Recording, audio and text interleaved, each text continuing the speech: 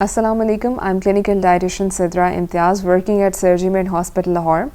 आज हम बात करेंगे कॉफ़ी के इस्तेमाल के ऊपर कि कॉफ़ी के इस्तेमाल से क्या हम वज़न कम करते हैं या नहीं करते। तो कॉफ़ी के अंदर जैसा कि हम जानते हैं कैफ़ीन मौजूद होता है और कैफ़ीन जो है ये आपके मेटाबॉलिज्म को बूस्ट करता है और इसके साथ साथ आपकी बॉडी के अंदर जो फ़ैट के स्टोर्स हैं उनको मोबिलाइज़ भी करता है। तो इस तरह से कैफ़ीन का इस्तेमाल या कॉफ़ी का इस्तेमाल आपको वेट लॉस में हेल्प करता है। इसके अलावा अगर हमने जैसे कि कैफ़ीन की मैंने बात की है, इसके अलावा इसके अंदर और बहुत सारे ऐसे सब्सटेंसेस हैं जो कि आपको मेटाबॉलिज्म बूस्ट करते हैं और आपको वेट लॉस में हेल्प करते हैं। जैसे थियोब्रोमिन इसके अंदर मौजूद होता है, थियोफैलिन होता है, इसी तरह से क्लोरोजेनिक एसिड है। तो ये सारी चीज़ें जो हैं आपका मेटाबॉलिक रेट को फास्ट करती हैं और मेटाबॉलिक रेट जिस तरह कि हमने हर वीडियो में डिस्कस भी करते हैं कि जितना आपका मेटाबॉलिक रेट फास्ट होगा आप उतनी जल्दी कैलोरीज़ को बर्न करते हैं और वेट लूज़ करने के लिए आपका मेटाबॉलिक रेट का फास्ट होना बहुत ज़रूरी है। जो लोग जिनका स्लो मेटाबॉलिज्म है वो आमतौर पे जल्दी वज़न भी कम नहीं करते और वो गेन भी जो है वो जल्दी करते हैं। सो वेट रिड्यूस करने के लिए हम ये कह सकते हैं कि अगर आप कॉफ़ी का इस्तेमाल करते हैं तो ये अच्छा है। रिसर्चेस से भी ये बात प्रूव होती है कि आपका जो एक रेस्टिंग मेटाबॉलिक रेट है, मतलब एक तो होता है ना कि हम कोई वर्कआउट कर रहे हैं तो आपको यू नीड कैलोरीज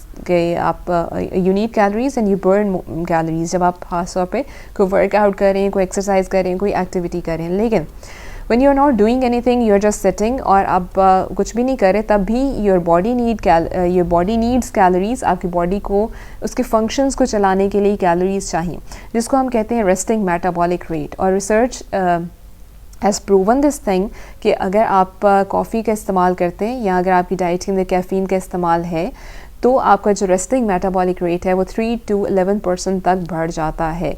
लेकिन ये जो मेटाबॉलिक रेट का बढ़ना है ये ओबीस लोगों में इसकी जो एक इफ़ेक्ट है वो कम है। मतलब ओबीस लोगों में ये कैफ़ीन का इस्तेमाल या कॉफ़ी का इस्तेमाल उतना ज़्यादा आपको मेटाबॉलिज्म को नहीं बढ़ाता जितना कि एक पतले बंदे का मेटाबॉलिक रेट बढ़ सकता है। इसी तरह से अगर हम एल्डरली पॉपुलेशन की बात करते हैं तो एल्डरली लोगों के अंदर जो बूढ़े लोग हैं, बुढ़ापे के साथ साथ भी आपका मेटाबॉलिक रेट स्लो होता रहता है और उसके अंदर भी अगर आप कैफ़ीन का इस्तेमाल करते हैं या कॉफ़ी का इस्तेमाल करते हैं तो आपका मेटाबॉलिज्म उस तरह से नहीं बढ़ सकता जितना कि एक यंग बंदे का बढ़ सकता है। सो ये हमने बात कर लीजिए कॉफ़ी के इस्तेमाल की कि अगर आप कॉफ़ी का इस्तेमाल करते हैं तो हम ये कह सकते हैं कि indirectly it does play a role in weight reduction कि आपका मेटाबॉलिक रेट बढ़ेगा और फैट के स्टोर्स जो हैं वो मोबिलाइज होंगे तो आप आप वेट रिडक्शन की तरफ जाएंगे। तो yes, it does play a role.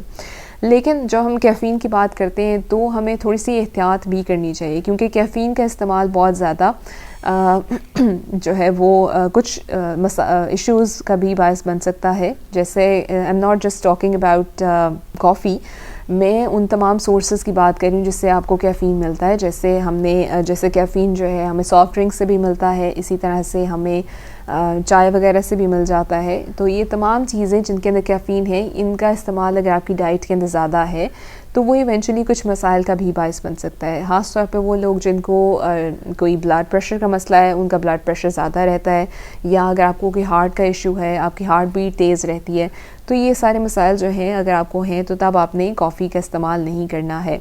और वैसे भी अगर आप कॉफ़ी का इस्तेमाल करते हैं तो ये आपके दिल की धड़कन भी बढ़ाता है, ठीक है। और इसके अलावा ये ब्लड प्रेशर बढ़ाने का भी बायस बन सकता है। और कई लोग अगर आप चाय कॉफ़ी का इस्तेमाल करते हैं तो इवेंचुअली आपको डिप्रेशन की तरफ भी लेके जाता है और नींद को भी डिस्टर्ब करता है कॉफ़ी या चाय का इस्तेमाल। तो अगर आप 6 बजे के बाद कोशिश ये करें कि अपनी डाइट के अंदर चाय कॉफ़ी अगर आपने पीनी है तो 6 बजे से पहले लें। अगर आपको ख़ास तौर पे अगर आपको नींद का मसला है, इंसोम्निया का इशू है कि आपको नींद प्रॉपर्ली नहीं आती, तो आपने 6 बजे के बाद बिल्कुल भी चाय कॉफ़ी का इस्तेमाल नहीं करना है। इसके साथ साथ कुछ रिसर्चेस से ये भी बात पता चली है कि कैफ़ीन का इस्तेमाल अगर आप ज़्यादा करते हैं तो आपकी बोन की डेंसिटी को भी अफेक्ट करता है। कि हमारे यहाँ वैसे ही ऑस्टियोपोरोसिस बहुत ज़्यादा है, ख़ासतौर पे ख़वातीन के अंदर आपकी जो हड्डियों का भुरभुरापन है वो ख़वातीन में इसकी परसेंटेज बहुत ज़्यादा है हमारे यहाँ एशियन लोगों के अंदर। तो अगर आप बहुत ज़्यादा चाय कॉफ़ी का इस्तेमाल करेंगे तो ये आपकी हड्डियों को और ज़्यादा कमज़ोर करेगा। तो कैफ़ीन का इस्तेमाल उस तरह से हम कह सकते हैं कि जहाँ इसका एक पॉजिटिव रोल है वेट रिडक्शन में और जहाँ इसके और बहुत सारे फ़ायदे हैं, उसी के साथ साथ अगर आप बहुत ज़्यादा इसका बेजा इस्तेमाल करते हैं तो इसके आपको नुकसानात भी होते हैं। तो आपने अब बेजा इस्तेमाल की मैंने बात की, तो कितना इस्तेमाल इज़ सेफ़, तो आप रिसर्चर्स के मुताबिक अगर हम इसका कैफ़ीन का इस्तेमाल करते हैं तो 400 मिलीग्राम्स पर डे आपका कैफ़ीन का इस्तेमाल ये ठीक है, मतलब ये सेफ़ है। जैसे कि 400 मिलीग्राम्स का अगर मैं रफली बात करूँ तो जैसे लाइक 4 कप्स ऑफ कॉफ़ी, ठीक है, हर एक के अंदर कॉफ़ी के अंदर कैफ़ीन ज़्यादा है। अगर हम चाय की बात करते हैं तो कैफ़ीन कम है, मतलब 4 कप्स ऑफ कॉफ़ी अगर आप रोज़ाना लेते हैं तो it is fine for you, it is safe. लेकिन अगर आप बहुत ज़्यादा ही इस्तेमाल करना शुरू कर देते हैं, जैसे कई लोगों को मैंने देखा है कि आप पूरे दिन में मतलब कॉफ़ी डाइट ही हम कह लें कि वो शुरू कर लेते हैं कि आपने पूरे दिन के अंदर और कोई कैलोरीज़ नहीं ले रहे, लेकिन आपने कॉफ़ी का ही इतना ज़्यादा इस्तेमाल करना शुरू कर देते हैं कि वो आपको फ़ायदा देने के बजाय आपको नुकसान की तरफ ले जाना शुरू हो जाता है, ठीक है। तो कॉफ़ी डाइट या इस तरह की कोई भी और फैट डाइट जो है वो आपको वेट रिडक्शन के लिए नहीं करनी चाहिए, क्योंकि ये आपको टेम्परेरी तौर पे it might give you some results, लेकिन इवेंचुअली इसके नुकसानात ज़्यादा हैं इसके फ़ायदों के निस्बत। तो आप हर चीज़ के अंदर मॉडरेशन रखें। कॉफ़ी का इस्तेमाल भी अगर आपने करना है तो मॉडरेशन के साथ, like 4 cups of coffee per day, मतलब ये सेफ़ लिमिट है। इट डज़ नॉट मीन कि आपने 4 कप्स ऑफ कॉफ़ी लेना ही लेना है। आप दिन में 1-2 कप का इस्तेमाल करते हैं तो वो दैट इज़ फ़ाइन।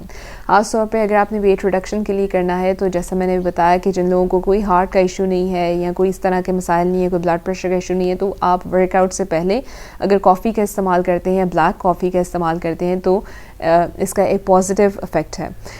लेकिन हमने जो मैंने भी कॉफ़ी की बात करी है तो by that I mean black coffee, जिसके अंदर कोई दूध, कोई चीनी, कोई और इस तरह की क्रीम ऐड नहीं है। अगर आपने क्रीम ऐड करनी है, चीनी ऐड करनी है और इसके साथ साथ और इस तरह की इसको एक रिच किस्म का ड्रिंक बना लेना है, तो इसका कोई आपको वज़न कम करने में असर नहीं होगा, कम करने में कोई इसका हेल्प नहीं करेगी ये, बजाय कि इसके आपका वज़न कम करे, आपका वज़न बढ़ा ज़रूर देगी। तो हम लेनी भी है वेट रिड्यूस करने के लिए तो ब्लैक कॉफ़ी का इस्तेमाल करना है, जिसके अंदर कोई चीनी शीनी आपने ऐड नहीं करनी है, कोई दूध वगैरह ऐड नहीं करना है, ठीक है। वैसे लेकिन हम अपनी वीडियोस के अंदर ये बात करते ही हैं कि आपने वेट रिड्यूस करना है तो उसके लिए एक बैलेंस्ड डाइट होना बहुत ज़रूरी है। अब हम ये नहीं कह सकते आपने कॉफ़ी डाइट फॉलो करना शुरू कर देनी है कि आपने, क्योंकि इसका एक पॉजिटिव इफेक्ट है, तो आप पूरी डाइट जो है वो अपनी अनबैलेंस करके और लो कैलोरीज लेकर सिर्फ आप दिन में कॉफ़ी पीते जाएँ तो आप वज़न कम कर लेंगे। इस तरह की कोई आपने जो एक्ट है वो नहीं करना है, ठीक है।